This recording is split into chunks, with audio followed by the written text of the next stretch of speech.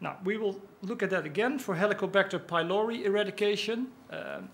You see here you see, of course, because you talk about eradication, you now have more effect. So it might be a bit confusing, but if you think 5 minutes, you understand why now the favor of the probiotic is on the right. And you see that most of these studies, as evaluated in this meta-analysis, do have indeed an effect. But then if you look at the ones that have the best effect, those are the ones that are a cocktail of Acidophilus and bifidobacterium. And the others do not have an effect because they have different bacteria. So it's completely clear that if you use different strains and different bacteria, you get different results. If you would use the meta-analysis, you would say that there is, this is a factor of almost 2, you would say that eradication of Helicobacter pylori by probiotics is a given. But if you look at the strain-by-strain effects, there's a huge difference in what that effect is. So this is, I think, essential to the discussion that, unfortunately, and I admit I was a believer too until a few years ago, but unfortunately, there are no generic effects in probiotics, period, full stop. They're just not there. That means that for every single strain and serotype, you will have to do the ultimate clinical experiment. You cannot rely on your colleagues for a clinical experiment. And a clinical experiment might set you back anywhere from 500,000 to 5 million euros, depending on how you want to perform it. If you do it with us, it will be very expensive. Necrotizing enterocolitis was also mentioned by Robert-Jan Brummer. It's the same thing, it's the same story. Awfully sorry, my slides were okay, but by putting them on the laptop of here, it somehow did not go well. For necrotizing enterocolitis, it's the same story, meaning that if you use bifidobacteria and Lactobacillus acidophilus, you do get positive effects, but you do not get these positive effects with other probiotics. So these studies, these meta-analyses are used by people to show that probiotics work in NEC. But if you really look at the data, if you look at the data like this, you say, okay, they work in NEC.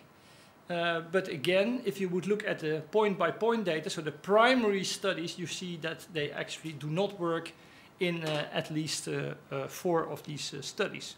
So the meta-analysis are, to say it mildly, very confusing. So I think for today it's important that we get a handle on what do you want to claim. So what do you want to claim on your product? And if you know what you want to claim, you can also select the method you want to do it. If I would put we talked about Aston Martin Vantage this morning. If I would put out an Aston Martin Vantage and a Volkswagen Caddy outside, most of you would probably pick the Aston Martin Vantage. But if then my next question was, you can win $1 million if you can transport 2 refrigerators, you would have chosen the wrong car. And you would not win the prize. So first you have to select, what do I want to do? Then you select what car you want to use. And then, and only then, you start working on the clinical evidence. So it's first you select what you want to do, then you select your car, your strain, then you do the experiment with the clinical evidence related to that question. And you cannot work from a given, let's say you have a favorite household bacterium, Lactobacillus XYZ, you cannot just say it will work for diabetes. That is completely silly. And people do that all the time. I mean, but it is really silly. Will it work in a diabetes model in an NOD mouse? Of course it will. But do we care? Of course we don't, because we want to have that working in the human. So I think that you should really rethink, what do I want to do? Which strain should I select? If I don't have that strain, then you have an issue. You say, okay, I have to acquire that strain, or I cannot do it because I only want to work with one strain. Look at Yakult. They only want to work with Lactobacillus casei shirota. That's it. So then they have a problem, because then you cannot go on. And then you can do all the animal studies you want in the world, but it will never get you anywhere. One of my companies, Viro Clinics, you can find it if you want at www.viroventures.com. I don't want you as a client, don't be mistaken. I have only pharma clients, and they pay much better than the food clients. and I make a margin of a factor of 2 on them, so I cannot even start talking with you because you will not accept such margins. But if you're foolish enough to come to me, I will gladly help you. One of my companies, Viral Clinics, does the actual testing of seasonal flu vaccines. And I think that's a very nice example of for today.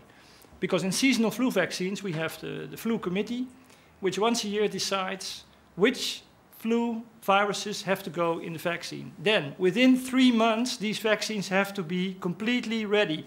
So you have to produce the virus, you have to kill the virus, you have to formulate the virus, you have to fill the syringes, you have to ship them, you have to administer them to the patients within 3 months. There is no time for human clinical trials. So that means, yes, the flu vaccines is given to a selected group of humans, just as a test case, but at that point, the vaccines are already on their way to the MDs.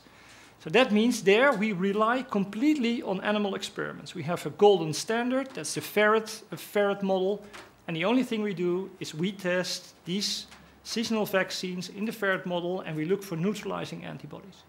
And we know that if we find virus neutralizing antibodies in the ferret model, that we will find exactly the same virus neutralizing antibodies in the human.